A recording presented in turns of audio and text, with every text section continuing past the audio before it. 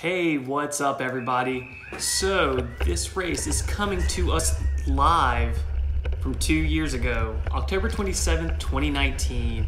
And this is the day right after my birthday race in Lenore. As you can see, it is a wet mess. It was so muddy. So the night before, or I guess the day before, Lenore was really dry conditions and it was a really cool course. So then in Boone the very next day, which I think they're about 30 minutes from each other, Boone got about 2 inches of rain that night, and it was so muddy. The conditions were terrible. It makes for great cyclocross racing, but if you're new to cyclocross, it makes for very challenging conditions. And so actually I'm from Boone, so this was really cool to go and stay at my family's house. And so this was pretty sweet just to be able to wake up and go relive a few memories. At this campground where this cyclocross race was, I actually used to help out when I was a kid with my family's gospel music and stuff. They used to have like festivals there, so I used to help out with those. But as you can see, people are already wiping out. I mean, I really went into the start with a lot of power just so I could get to the front and try to stay off, but these conditions are more tailored to, I'd probably say like, I don't know, I mean, probably not even mountain bikers, like it's just sludge, so you're gonna be pushing like 300 watts just to go like 7 or 8 miles an hour. It's pretty difficult. And here I was coming in too hot, and I remember from this, I was like, oh crap, I almost didn't get unclipped to get off the bike. But pretty much we are only going to be able to look at the first lap because it got so muddy you can't really see. But I think, I don't want to spoil anything, but I think I wiped out like 2 or 3 times on this race. This one was pretty tough. It was really divoted from all the mud and everything in everyone's tires, but you hit this pitch and then you just lose all speed. But also, someone hit the back of my tire, so my tire's rotating, someone hits it and it just stops. So that was pretty brutal. That really took a lot of steam out of my sail going up this hill. But yeah, I mean, this course was a weird course because you saw people running, not consistently, but just about on every uphill. It was just easier to get up there and go. I can't remember what was happening here. I think my derailleur was messing up. I mean, at the end of the race, my derailleur hanger had bent, but I think I was fixing it there because I mean, it was just slipping and just moving all over the place. But once again, looking back on it, I was super miserable through this entire race. And I'm pretty sure mentally I gave up in this race. But looking back on it, and it might be because we haven't been racing for every year, but I'm like, man, that course was so much fun. I just want to get back there and I want to do it again. I would like to try this course though with some dry conditions. I want to see how much faster and like better handling I could do through it, but it makes for great cyclocross racing. And also it was really awesome to watch the races. This was super fast, and then there's a little pit right there too where it's like more drainage system. If you didn't lean back and you hit it with your front tire, like put the weight forward, you were going over the bars. I know a ton of people crashed that day on that course. And this right here, this has to be one of the steepest climbs in the North Carolina Cyclocross Series. It was pretty brutal.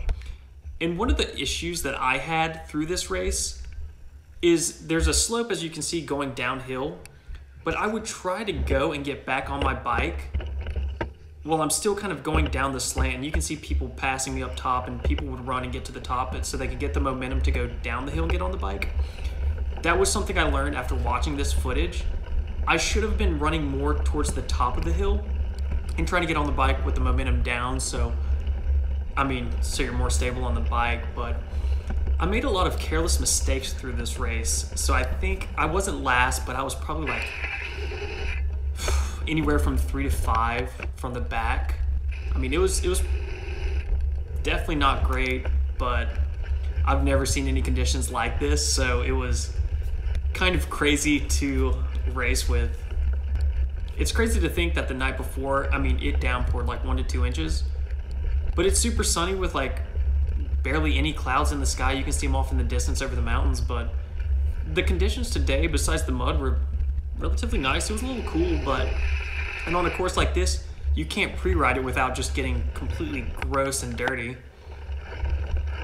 And this was a pretty good technical bit right here, because you had to kind of keep going through some bends, and then there was like some logs that you had to kind of lift up over, and then there were some logs that you had to kind of go down over. And so right here I went up because I was like, I'm not going to get off my bike. I kind of went up with too much momentum, and I was about to go right through the ribbon. So that was first kind of just run and gun mistake. But right here is perfect. I missed it, boom. I hit with my weight forward like I was just saying. My wheel sunk in and I just toppled over.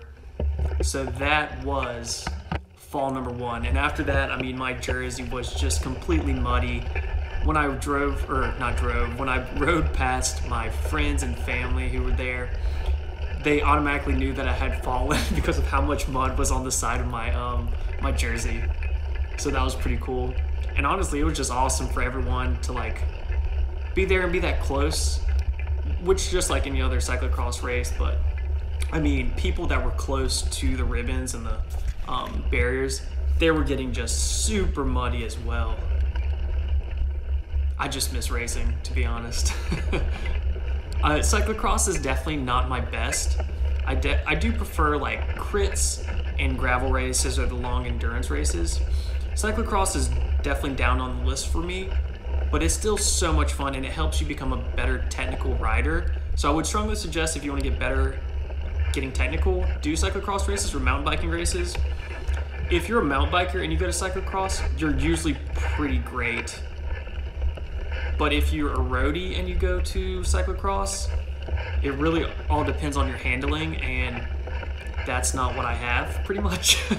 So this cyclocross is not directed at me, but it's okay, it's still a blast. And then you get to go watch your footage and see how much of a loser you were. So yep, so we just saw that guy walking. I assume that something was wrong with his bike, because once again, this course was very muddy. And there was a few times during this race that I really just wanted to say, screw it, just get the bike, put it on the car and go. But I was like, no, I'm not gonna do that. I'm not a quitter. I will suffer and I will complain about it the entire time, but I'm not a quitter. And that's one thing that, if you ever ride with me or ride with my friends, they will tell you, you'll hear about it when I hit the lowest of the low, but I will not quit. What's the Leadville saying? I commit, I won't quit. I took that to heart even before Leadville. And so actually for cyclocross, a bunch of like going up those muddy hills or jumping over those barriers, the one aspect of cyclocross that I am good at is the running aspect. Like if I pick up my bike and go, I can cover a lot more territory and I can beat a few people if I do that. So honestly, I should just pick up the bike and run all the courses in cyclocross. It might work out better for me. But that probably just comes from like basketball as a kid, baseball. Never did track, but yeah, I always played a ton of basketball growing up. So that probably is where that came from. And I was always good at those short distance bursts, like the 40-yard dash and like the 100-yard dash, if that's a thing. I'm expending a lot of energy going up this hill. That's another, just like from going and watching this video and then coming back and observing it. I'm expending so much energy. I probably should have just gotten off the bike and then ran up that hill, got to the top, got back on the bike, and then carried the momentum down. That probably would have been better. Also, after the race, once again, mud was everywhere. I mean, I had it on my teeth, under my sunglasses. I mean, it was in my hair, everywhere. But that's what you want in a cyclocross race. It's probably exfoliating. It's like a little spa treatment. Just go out there, red line for a little bit, exfoliate your skin, have fun, and then fall a few times, and then you're good. That's a cyclocross race. I wish I would have been a little bit more aggressive too with running, like kind of just sprinting up the hill a little bit faster, because I could have made up some serious positions right there.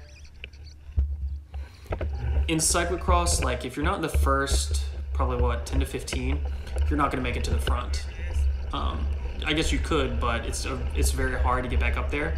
So it kind of breaks down like any other race too, where there's the lead group, second fastest, third fastest, last, or whatever. I mean, multiple groups in between. But this race, in most races, I was towards the middle back.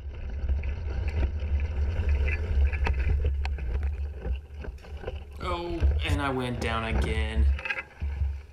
This whole race, it was like, you were kind of looking to see where the best line was, but there was just so much mud. It was pretty much impossible to find the best line because it was all the worst line, but you really just had to push the watts to get through it, and it was not at a fast pace. It was horrible. And yeah, you can see me working on the chain right here too in my derailleur. I couldn't get it going. It just, when I fell, it must have extended the derailleur, so the chain kind of got off the cassette where it needed to, and then, you know, when you get it stuck and you just try to pedal and it won't go anywhere, that's what was happening. It was not moving. I mean, once again, this course was just, it really took it out of you, but still so much fun. But like most of the places, the ribbon was broken. People were just going over the lines and stuff like that because you just couldn't help it. I mean, if you get into a track, it would just kind of throw you out where it wants to. You don't exactly get to choose. And you know when you kind of do the same thing over and over and over, and then when it, like, say you wipe out, you're like, what the heck happened? Like, I've done this millions of times. I don't know what just happened. Well, that's what happened here. As you'll see, I just kind of go up, oh, boom, right in front of those people. And they're like, come on, you got this. I'm like, no, I don't. My gloves are so muddy, my body is so muddy, my bike is so muddy, everything. But that's pretty much the curtains on the race. I mean, that race was very hard, very difficult. One of the worst races I've ever had. But looking back on it, one of the most fun races I've ever done.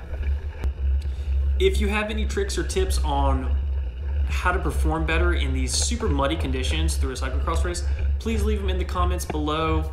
I would love to hear those and read those. I totally get the one where it's like, don't mentally give up through a race. Yes, I know, I did that through this race, so I apologize. But other than that one, leave me some advice because I would love to hear it. It's sad because watching this, I'm like, I don't think I fall anymore, but we should probably make sure. But I don't think I do. But yeah, once again, thanks for watching the video. It's been a blast having you here. We finished, and I think we finished like, I can't remember. There was a few people that did not finish the race, but out of the people that finished, I was like in the bottom 2, which, whatever, I don't care, it's fine. But yeah, thanks for watching. Like and subscribe to the channel, and give me some advice below. I would love to hear your advice.